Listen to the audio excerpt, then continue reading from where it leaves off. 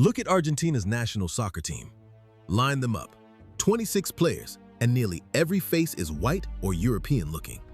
Now look at their neighbors. Brazil, a rainbow of black and brown and white. Uruguay, right next door, with black stars all over the pitch. Same continent, same history of slavery, and somehow, Argentina looks like a team that flew in from Italy. They will tell you that is just how Argentina turned out, that the black people simply faded away a long time ago, died in the wars, died in the fever, a sad little accident of history that nobody could help. That is a lie. And here is what makes it worse. It is a lie the people who built it wrote down in their own laws, their own speeches, their own census books.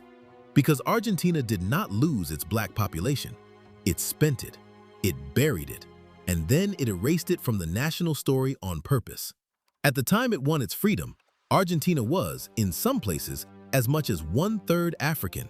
Today, the state can pretend those people never existed. That did not happen by accident.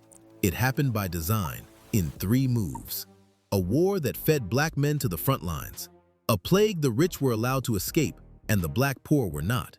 And a census that finished the job with nothing but a pen. Stay with me, family, because by the end, you will see that the all-white team on your screen is not a quirk. It is a trophy. It is the finished product of one of the most successful erasures in modern history. Let us start with the truth they buried. Argentina was a black country, really black. Go back to the first real head count in 1778. In the city of Buenos Aires, about 30% of the people were of African descent, and out in the interior provinces, it was even higher. In Santiago del Estero, more than half the population was black, over 50%. These were not small numbers hiding in a corner. This was the backbone of the country. And black Argentines did not just live there. They built it. They did the labor. They worked the trades. They ran the households of the rich. And when Britain sent warships to invade Buenos Aires in 1806 and 1807, it was black soldiers, organized into their own regiments, who helped defend the city. When the country fought for its independence from Spain, the great liberator San Martin marched with armies full of freed black men who bled for a nation that would one day pretend they were never there. Remember that, because it is the cruelest part. The people erased from Argentina are the same people who built and defended it. Now let me show you the machine that erased them. The first arm of that machine was war. And here is the pattern, the one that repeats in black history all over the world. When the country needed bodies to stop bullets, it suddenly remembered its black men. The worst of it was the War of the Triple Alliance, fought against Paraguay from 1864 to 1870. This was the deadliest war in the history of South America. Around 400,000 people died. It was a slaughterhouse. And when it came time to decide who would march into that meat grinder on the front lines, the black men of Argentina were sent forward as expendable infantry, the shock troops, the first ones in and the first ones to fall. They died in numbers far, far above their share of the population. A whole generation of black men marched to the front of the deadliest war on the continent and used up. That is not them dying in a war. That is them being spent in one. The second arm of the machine was disease. And this one shows you exactly how the state valued black life, because you can see who got to run and who was left behind. In 1871, yellow fever hit Buenos Aires. It started in the crowded southern neighborhoods, places like San Telmo and Montserrat, where the black and poor populations were packed tightly into low, flooded, unhealthy districts. The disease was a monster. On the worst days, it killed more than 500 people in a single day. It wiped out around 1 in 12 people in the whole city. Now here is the part that tells you everything. The wealthy did not stay and suffer. They ran. The rich families of Buenos Aires packed up and fled north to the higher, cleaner ground. In fact, that flight from the fever is literally how the fancy northern neighborhood of the city was born. The rich escaped to high ground and built a new district. And the black poor, trapped in the low southern slums with no way out, were left to face the plague alone. The state did not save them. It watched.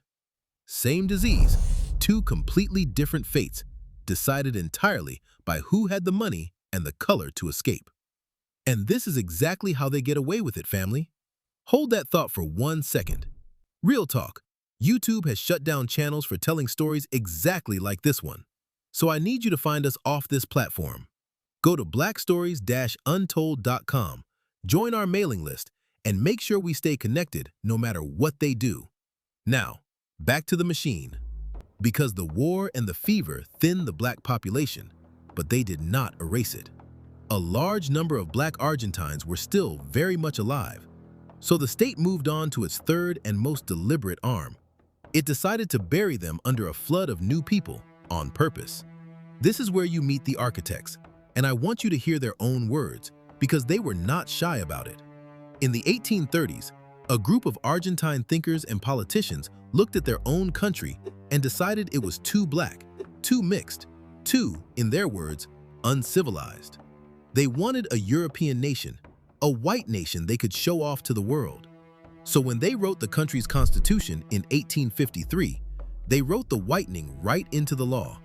Their chief thinker, a man named Alberti, summed up the whole plan in one cold little phrase: to govern is to populate. And he did not mean populate with just anyone. The constitution they wrote openly instructed the government to promote and encourage European immigration. It was official state policy to import white people. So they did.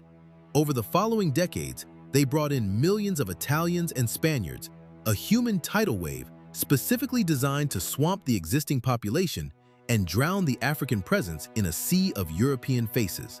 They called this project blanqueamiento, whitening, and they called it progress. Think about how cold that is.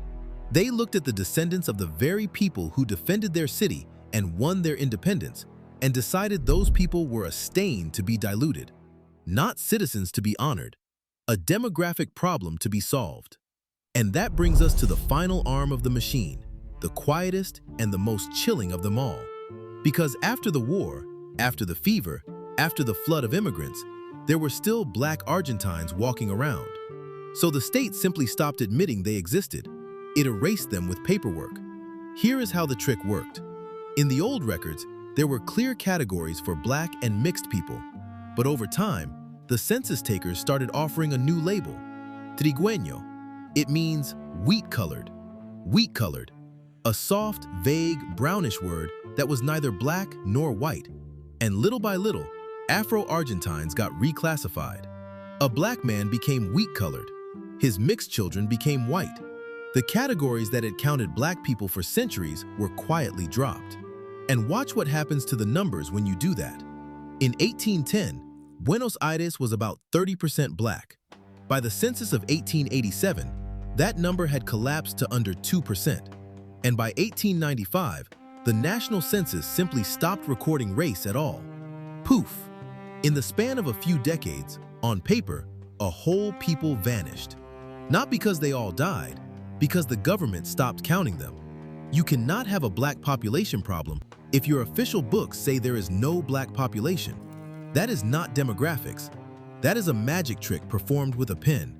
And here is the honest part, the part that makes it airtight instead of a conspiracy theory. Historians who study this will tell you plainly, yes, some of the decline was real. War and disease and marrying into the wider population all played a part. But they also say, clearly, that the sudden drop in the records reflects official hostility, bureaucratic reclassification, and pure wishful thinking by the elite, just as much as it reflects real deaths. The state did not just let the black population shrink, it reached into the record books and disappeared the ones who were still there. Then came the final touch, the school books. Generations of Argentine children were taught a simple, comforting story. The black people? Oh, they died in the wars and the fever. Sad, but natural. Nobody's fault. And do you hear what that little story does? It is all in the passive voice. They died. Things just happened to them. It carefully hides the hand of the state. It hides that the government chose which men were sent to the front of the deadliest war on the continent. It hides that it chose which neighborhoods got saved from the plague and which got left to drown in it. It hides that it chose to import millions of Europeans to bury them and then chose to erase the survivors from its own census. Every one of those was a decision. The school book just calls it fate. So now go back to that soccer team on your screen. 26 white faces representing a country that was once, in places, a third African. And you understand now that this is not an accident of history. It is the finished product. It is the trophy at the end of a project that took 150 years and actually worked. This is the grand truth, family, and it is a dark one. Argentina is the case study for how you make an entire people disappear without ever having to admit you did it. You do not need to kill them all in one day where the world can see. You just spend them, slowly, in wars you send them to fight. You abandon them to a plague you personally escape. You bury them under a tide of new arrivals you imported on purpose. And then you erase whoever is left with the stroke of a pen in a census office. 4 quiet steps, spread across 4 generations, and a nation gets to look in the mirror and call itself white and natural and pure. They built a white myth directly on top of black graves, and then they took that myth and put it on the biggest stage in the World Cup, and let everybody call it the natural order of things. The cruelest part of all? The Afro-Argentines who are still there today, the descendants who survived every arm of that machine, still have to fight just to prove they exist. They march, they organize, they demand to be counted again. Because a country that erased them with a pen would very much like to keep it that way. This is the same machine BSU shows you over and over, just wearing a different flag. Take everything a black population builds, use their bodies when you need them, and then deny they were ever there to take the credit or the blame. Argentina did not lose its black people. It disappeared them on purpose and got a standing ovation for the result. Now you know the truth. Say their names, remember they were here, and never again let anybody tell you they simply faded away. This was Black Stories Untold, and as always, thanks for watching. If you want more stories like this, click the video on your screen right now.